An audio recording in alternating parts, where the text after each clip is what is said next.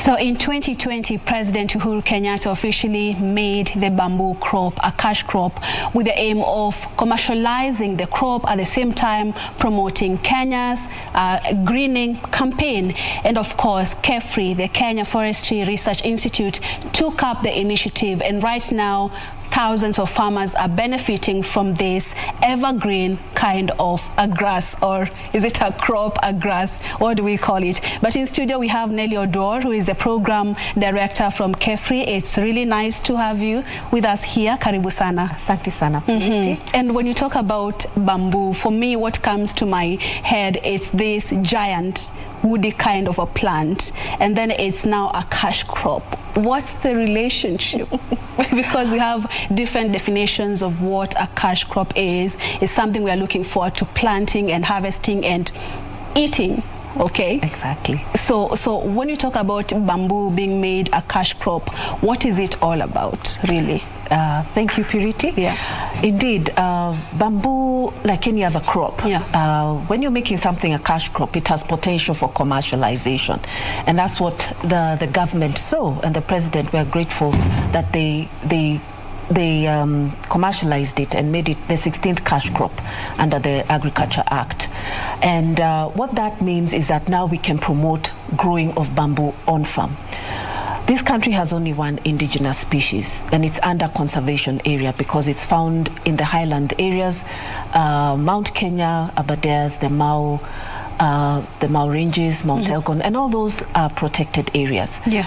So this particular crop that we are talking about are other introduced bamboo species that we can plant at different ecological areas, and are suitable for that. And what KEFRI did over 30 years ago is that they looked at introducing about 20 or so exotic species from Asia, some from even Africa, to try and see which would do in different areas, at the coastal area, the highland areas, and even the western area like Lake Victoria Basin. Yeah, and when a crop is commercialized, this means that it has different benefits, and most of the time we see that some crops maybe people sell, others buy to use as food. But now when you talk about commercializing bamboo, what are some of the benefits, or why is it important that we need to commercialize this crop?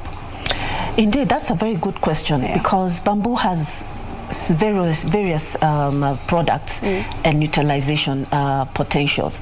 Actually, they have documented over 10,000 uses, from land restoration, because we are now talking about land restoration, we are talking about climate change issues. Bamboo will also tackle that as an in terms of tackling it in mitigation and adaptation. But now the communities that are already using it, maybe you can narrow them down. Here in Kenya, the communities that you are helping grow bamboo, how are they using the crop? Yes, so right now what they're using it is that now it's also providing a livelihood. Those who are able to raise them as seedlings, they're able to find markets for those seedlings. Once you've planted it, not only will you use it on your farm, even for building, but you can sell some of those products for making toothpicks. We have an industry already in Thika making toothpicks. You know, we're actually importing toothpicks. But then if we can actually provide toothpicks from Kenya, then that will be providing a livelihood for the farmers who are growing it, the people who will process the bamboo, the people who are harvesting the bamboo. As a shoot, some of the bamboos are very good vegetables. Our indigenous species found in Mount Elgon, actually the communities around there were able to use that even as a vegetable. In Asian countries, some of these introduced bamboo species are nutritious bamboo shoots. They are nutritious in terms of high fiber, minerals, and also vitamins that are very good for the body. Yeah, and can it only like work best in tropical areas, or we have different species that are available and that can be grown in different parts of the country? Yes, globally we have over 1,600 species, but in Kenya we have only one indigenous species, which is the highland bamboo, which grows in altitudes of 2,200 meters above sea level up to 3,300 meters above sea level. So the ones we've introduced actually can even grow from 0 meters above sea level up to 2,000 meters above sea level. So they are also can be grown in the highlands, in the dry areas. So like even the lowland bamboo, which is suitable for some of the arid areas, is something that we are promoting as KEFRI and also Kenya Forest Service. So how is KEFRI coming in? Because after it was officially made a cash crop, then KEFRI, of course, works best with commercialization of crops. So how are you ensuring that communities are adopting this new kind of a crop? And so far, how long does it take actually before anyone can, is it harvested? Those are many questions. So why is KEFRI involved? Actually, the natural bamboo used to be harvested. Communities around where it was growing. But then Kenya is a water-scarce country. 3/4 of it is semi-dry. So when it was declared and banned in 1986, KEFRI thought, why can't we introduce other bamboo species? Because we knew there are some which will grow in lower altitudes. And that's how KEFRI got involved in research, because that's what we do. So we introduced about 22 species, and over 12 of them over the years in different areas, we were able to see which ones are suitable for different agroecological areas. At the coastal area, the highland areas, the drier areas, the western area, which is warm and wet. So some of them are doing pretty well there. Why are we involved in this? That's our mandate as KEFRI, provide solutions for the public. Bamboo as a food security for the Big Four agenda, it will be able to fit in very well. Food security, I've talked about the shoots that can be an alternative for vegetables. We're talking about manufacturing and job creation.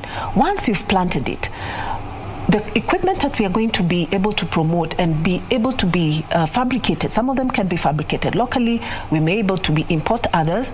That again, you're enhancing the manufacturing sector. That will be job creation. Handicrafts, making of these products, the furniture products, construction, we are talking about flooring material, many things that will be able to provide job creation. Affordable housing, the other pillar under the Agenda 4, bamboo can be used also for building, not only as scaffolding, but also in construction of houses. The way we used to build them, that can also be done.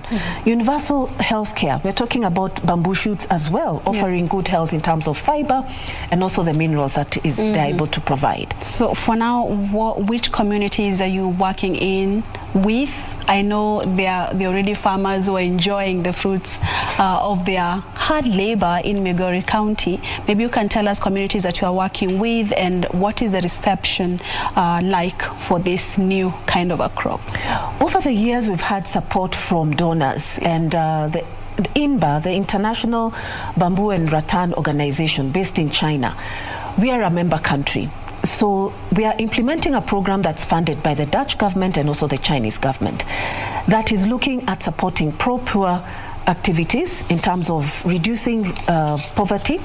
We are looking at climate change mitigation as well, and also the trade. What can we do? So where are we implementing this project?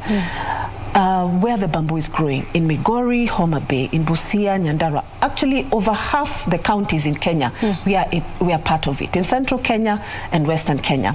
Yes. And what does this, I know you've talked about bamboo farming and the Big Four agenda, but where does this place us as a country? Because Kenya is among the few African countries that have now adopted use or growing of bamboo crop. And promoting bamboo. Indeed. Actually, the East African part of Kenya, of Africa actually, the Ethiopians have actually the most natural bamboo, over 1.4 million hectares of natural bamboo. They are now also commercializing that. Together now with Uganda, Kenya, Tanzania, all the way to Madagascar, That is just the East Africa. We have Cameroon in Central Africa, which is also an inbound point. And also in West Africa, we have Ghana, Nigeria, we have Niger, Mali, Senegal, Sierra Leone. All these are promoting bamboo.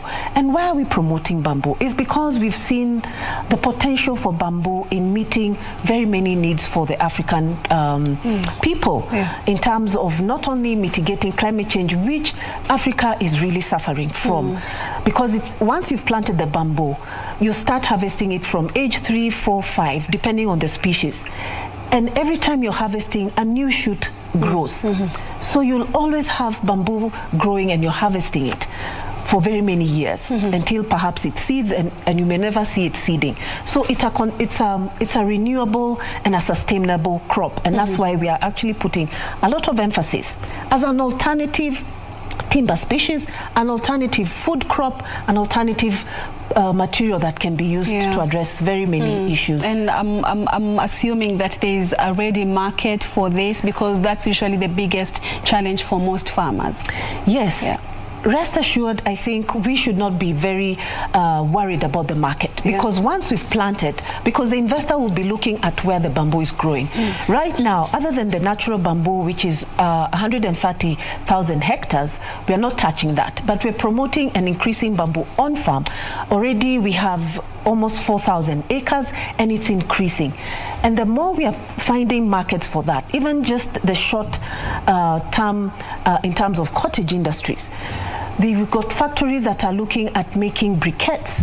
That is now markets that are very ready market, especially for one of the fastest growing bamboo species, the yellow looking bamboo, that is easily can be converted into energy, because we'll need it as a domestic material for energy and also industrial material. We are now winding up, but allow me to ask you, maybe what is the perfect condition for its growth? Is it something that it will just grow naturally? Will it require some care? Especially, do you need irrigation for this kind of a crop, or it's the easiest kind of a crop that any farmer can grow?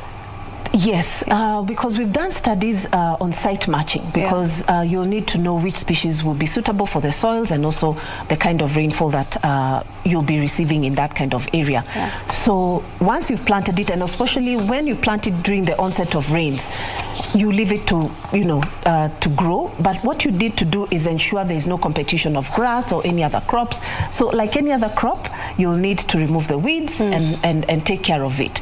Some places you may need to irrigate, but really once you've done that, and if it's a place that does rain, then it should be able to survive. But would prefer that it will be an area where it can survive once you've onset of rains and you've grown it. And it's one of the products we're looking at commercializing. In fact, after our recent commercial forestry conference that we held, bamboo was one of the crops that we showcased as a commercial crop.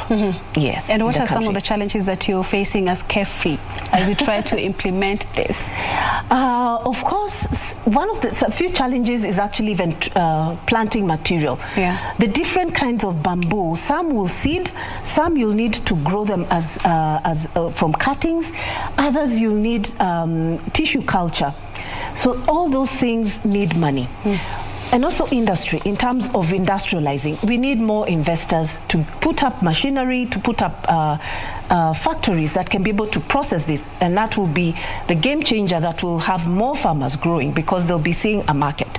We're also forming cooperatives, so that even when you have, how we have tea zones, we have coffee zones, then it's easy to get the crop right there. So it's the same thing that we are zoning also bamboo.